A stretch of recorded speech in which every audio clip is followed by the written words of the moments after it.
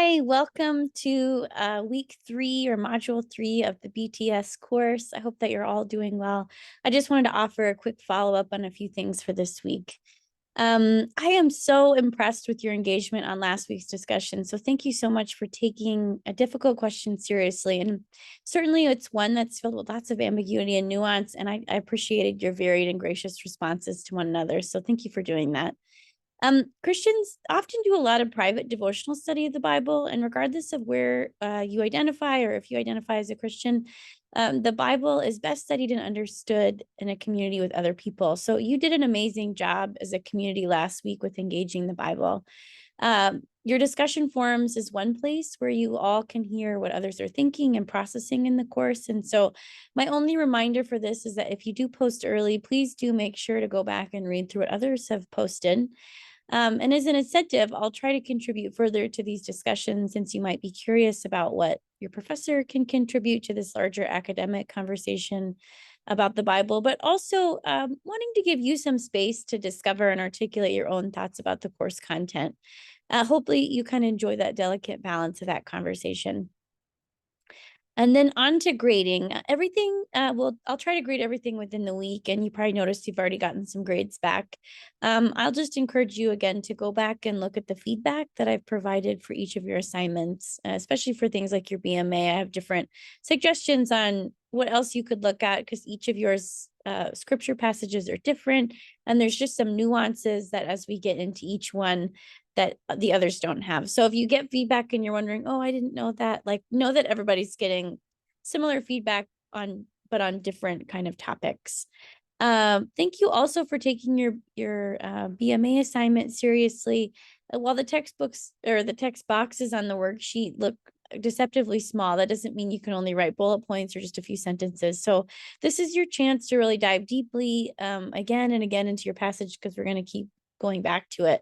So use those resources provided to you on the BMA tab. And if you need to adjust your columns, just make sure that I can read that because it is kind of a funny worksheet. So and then on feedback for your BMA as well as other things, if you do send an email, expect to hear back a max of 48 hours. Sometimes it's 2 or 3 days just because I also have a chaplaincy role. I'm not going to be traveling until the end of February, which that Ash Wednesday week, which is the 22nd. And it's Family Day, which is a public holiday in Canada, but that's not in the US, but I think President's Day or something like that. So anyway, I generally it shouldn't be too long of a delay in communication, but know that, if a deadline or something happens, I won't, take points out for anything for that if it's my delay. I know that you're all busy and we all have busy lives, and I trust and I can already see that you're treating this course as adult learners that you are and seriously. And sometimes that means you have questions about deadlines or something in your life maybe comes up, or maybe you're not sure about what to do. And so all the things that you're doing, whether you're being proactive or you're sending an assignment if you're not sure, and then I can go back and give feedback, you're doing all that well. But if something does come up, please just reach out and be proactive in letting me know. I'm certainly going to be more relaxed at the beginning of the course while we figure out a rhythm together. And as we move towards the close of the semester, I'll be more strict on deadlines for grading purposes, just because I have to turn them into the registrar at a certain point. So please just keep that in mind. And then on to module 3, we're covering a lot of content. It's essentially the rest of the Old Testament, which, as you might know, the Old Testament is 2/3 of the Bible and the New is the third. So the challenge of this module is just the amount of material that we're covering in a short amount of time. We're going to be looking at significant figures of the Old Testament, as well as things like prophecy and poetry, and there's just a lot. So you're going to feel that Netflix sort of skipped the intro speed. And the BMA assignment is also going to be more time consuming because instead of it being part of part 1 and part 2 of the last 2 weeks, it's going to be all of step 2. And it's going to require that you do some research and look at some outside sources. So please use the Bible dictionary folder for your verse or verses in the folder on the BMA section.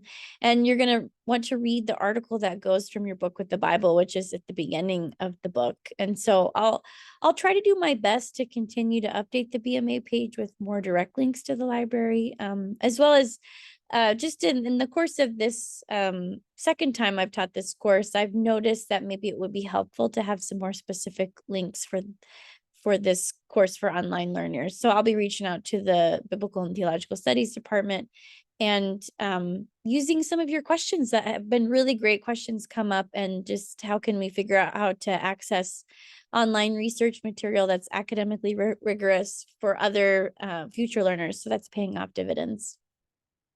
And now you might be wondering, so what's a Bible dictionary? And it's a bit of a misnomer, because think of the Bible dictionary more like an encyclopedia, which each of you have got maybe some articles about the Bible dictionary. And some Bible dictionaries are multiple volumes, and these are biblical scholars and experts in the field that have been collected over around the world, and they're arranged alphabetically A to Z. But if you want to look up something like the Gospel of Luke, you look up Luke, comma, Gospel of, or if you want to know something about Jerusalem, you look up Jerusalem in the J section. So each of these verses have specific quirks, which I mentioned earlier. So follow your gut and the questions that you have for the passage, and think of me as your tour guide for important things to pay attention to that are really just unique to your passage. So if you're studying the book of James, for example, it's important to know the tension between faith and works, and what those Greek words are, and how is that interrupted by, say, Martin Luther in the Reformation. So how is James different from other books in the New Testament? Or perhaps maybe you have a particular verse from Isaiah, and I might be asking you, what kind of poetry is this, and why is it really important to know that the poetic tools that we're going to be learning about this week are really helpful for how you think about your passage. Or maybe, you're studying the Psalms and you run across these two concepts called, righteousness and justice, which are mishpat and tzedakah. And it's important to know that these two words often get paired together a lot through the Old Testament, and they're considered different avenues for what the writers are trying to get at, and how we are to live and behave justly, both personally and corporately, and even at some systemic levels. So there's all kinds of dynamics at play, and I hope that that's been a fun challenge for you in your assignment. But just to close our time together, I'm going to read a poem that I hope offers a helpful guide as we dig into some of the more complex material that we're going to encounter in the Psalms, as well as some of the darker stories that we'll see in books like Judges, or maybe we're looking at the plagues, or anyway, different things that we're going to look at, or prophecy, which prophets were never popular folks. And so you'll start to see why when you read those. But I find this poem really helpful as a way to reframe when we interact with some of the more darker and difficult material that we encounter as we study scripture. Because as we know, not all of these stories are glorious and green as they are with the creation stories. But we start to see aspects of humanity that are complex, and that we wonder, how did this story make it into the Bible? And how did Psalm 137 with its notes of revenge make it in there? So I hope this poem is helpful. It's one of my favorites. It's called Why Are Your Poems So Dark? And it's by Linda Pastan. Why are your poems so dark? Isn't the moon dark too most of the time? And doesn't the white page seem unfinished without the dark stain of alphabets? When God demanded light, he didn't banish darkness. Instead, he invented ebony and crows and that small mole on your left cheekbone. Or did you mean to ask, why are you sad so often? Ask the moon. Ask what it has witnessed. Thank you so much for your time. And I hope as you encounter those darker moments that you have some ask the moon moments, and that you start seeing that we witness a wide variety of stories with all kinds of complex emotions and characters. And we're somehow invited into that complexity with our own complex emotions and our own complex experiences. So thanks so much. See you soon. Bye.